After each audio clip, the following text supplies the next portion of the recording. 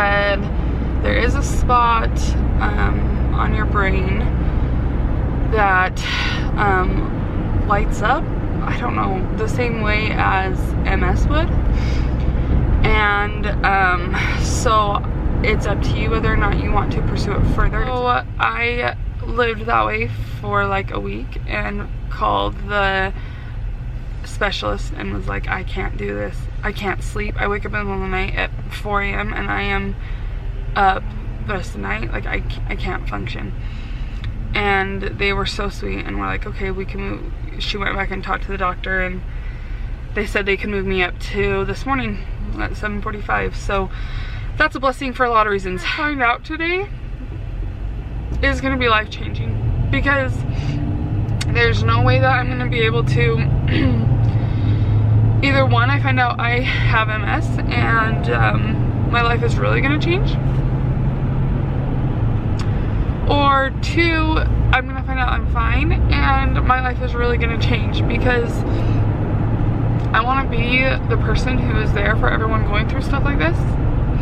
I want to live my life. I've noticed like at nights, I'm willing to cuddle my kids. I'm willing to read that extra story because I haven't known how long I'm going to have. I've been willing to, instead of just barking an order at them, teaching them why I'm doing it because I worry like, what if I'm not there to teach them? Like they need to learn these things. So whatever I hear today, it's going to be life-changing. Because really, we are all dying. I'm ready to start living like I'm dying because there is a difference, turns out. And this is it. This is not a dress rehearsal. This is my life. I am like in the middle. I am smack dab in the middle of my life.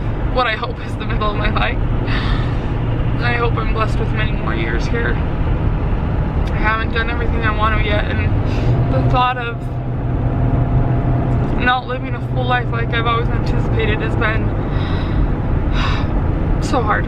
So we're back to the doctors, but oh, pray for me because I am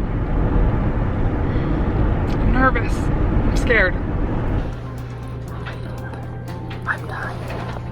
This is the longest wait of my life.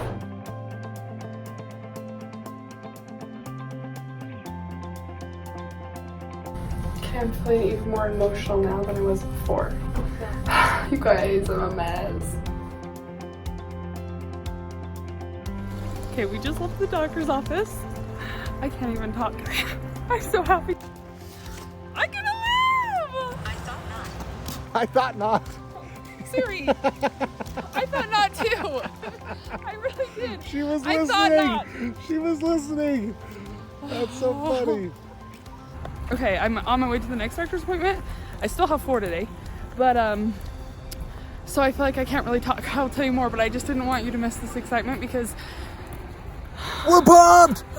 We're gonna live. I am going to live, you guys. I'm not saying that lightly. That was good news. I'm not saying that lightly. I'm not saying that funnily. Like, I'll go into more detail, but later. But I don't have MS, and I don't have a tumor, and I just feel like someone just gave me like 60 more years of my life. You guys, I have a permagrin on my face. I really do. A permagrin. I am like, oh, I'm so relieved. I honestly I've had a really tough 3 weeks. I remember one night in particular, I like broke down and like, you know when you like, you're crying, you don't know what's wrong, and then finally I was like, I'm afraid I'm going to die. Like, it just finally, like, I let it all out and I realized how much I really was struggling.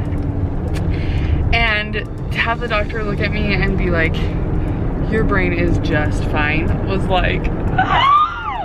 Like, I never knew that having someone tell me my brain could be fine would mean so much to me. Like, oh, I got a fine brain, y'all. Woo! I'm just so happy. I really am. I feel like, oh, I feel so grateful and so blessed and so much like, I feel humbled, I feel grateful, I feel blessed, I feel happy. Okay, let's talk about what I feel grateful for.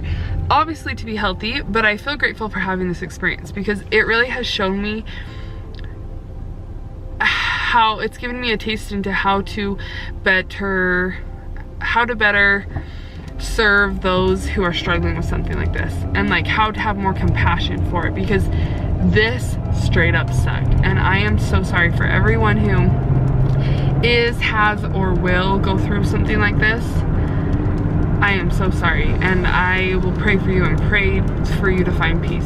When my dad passed away, I really struggled with people later down the road who told me stories like, oh, my mom got really sick and she had cancer and blah blah blah, but she was okay and she's in remission now. And it was really hard for me because I wanted to be like, okay, well, my story didn't end that way. My story did not end happy. And so I want to make sure in a situation like this that I acknowledge all those who went to the doctor and they did have MS, or who went to the doctor and it was a tumor, because the story doesn't always end like this, and I'm so grateful mine did. But what? I don't know what. But I acknowledge that it doesn't always, and I'm sorry, and I know I'll have trials in my life that won't end that way, as I have in the past, that haven't ended that way. But I still know we can do hard things. That for today we will celebrate the victory. We will count it a win. We will be grateful, because I feel grateful. I feel so happy, so relieved. Oh, thank you, thank you, thank you. Hi everyone. Hey. So we got the kids to bed and we had a minute where we could sit and talk, tell you guys a little bit about everything that's transpired since going to the doctor and since posting that first video about me being sick. So I wanted to start out by saying thank you guys. Yeah, for real. You guys are so sweet, and as I sat and read the comments, I'm not a very pretty crier. My brother tells me that I'm an ugly crier all the time. He tries to make me ugly cry. So just announce you're having a baby and I'll ugly cry every time. But thank you for your support. Really, it's amazing how I really do feel like all this love for people I don't even know. Like, yeah. You guys are becoming family, and we don't just say that. Like, it really has meant a lot. So thank you. The support has been just completely amazing. So humbling. So I met with a neurologist that specializes in MS yesterday, and he first started out talking about all my symptoms and what had brought me there. He did a lot of tests on me while I was there, like even down to the like hit it and feel the vibration, you know, like all over in a bunch of different spots, all the way up to looking to my MRI. I feel like he was very thorough. Yeah. Very thorough. And I really appreciated that. He said, so we'll jump to the MS thing first. That's what we were most scared about, and that's what my like normal doctor had mentioned that it looked like. So he said, after doing the test and looking at my MRI, like he said, I can see the spot. He showed us the spot that the doctor was talking about, and he said, it's my professional opinion, you do not have MS. And that's, you guys, I was like squeezing JD's hand. It's true. I don't think my hand is really recovered yet. It was like more than when I've had our 3 children. Yeah. Squeezing his hand. Like, I just could not, like, I felt so relieved. Yeah. Every time I had been meeting with doctors, I just felt like I was getting this like bad news after bad news, and to have them tell me that, just like, it felt great. Such relief. They are going to redo the MRI in 6 months to make sure that there's no additional spots, and to also check. Also grow. And then so I do still have another spot, the hemangioma, right? Hemangioma. Like yep. So that's the like pocket of blood vessels that are basically like a benign tumor. So he said, I mean, if any person had an MRI, they'd most likely have a spot of that. So they'll check it again in 6 months to make sure that I have had it since birth, and that it's just not going to cause me any issues. So they'll recheck me in 6 months, but for now he said that that's not what I need to worry about. I still am having the symptoms though that I went into the doctor for. So I went in because I collapsed that day in the shower, and because I've been feeling a lot of fatigue, dizziness in my, like especially my right eye.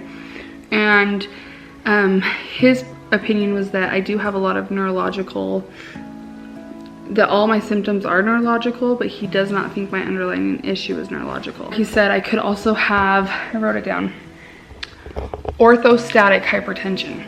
So, and as I mentioned that to my mom, she said, oh, your grandma had that. So basically that's like not good circulation in my body. Meaning that like, so I'm getting these dizzy spells when I stand up or when I'm working out or when I get in the shower because the blood needs to change or it's not flowing fast enough and it doesn't go right to that eye. Or, you know, it takes it a minute to get to those places, and that's why my spells weren't lasting long. That would explain my weakness. He hopes that that stuff will go away with time too, being like further postpartum. I have not done any of my pregnancies very well. I've been really sick with all of them. What, I still have the same issues I went in for are still there. That being said, I feel such a relief physically from having like the anxiety and that stuff gone that I don't know. It's a huge relief. Oh, sure. Oh yeah. I know I still have like a ways to go before I feel better, but I also mentally feel a lot better. And I just want to like, thank everybody, reassure people that we are doing well and we are grateful. Yeah, thanks so much for your kind words. Yes, thank you. We're thankful to our friends who have all supported us and our family, everyone who's praying for us. It takes a trial sometimes to humble you and to show you how blessed you are. And we are blessed. Yeah. We are so blessed. So thank you.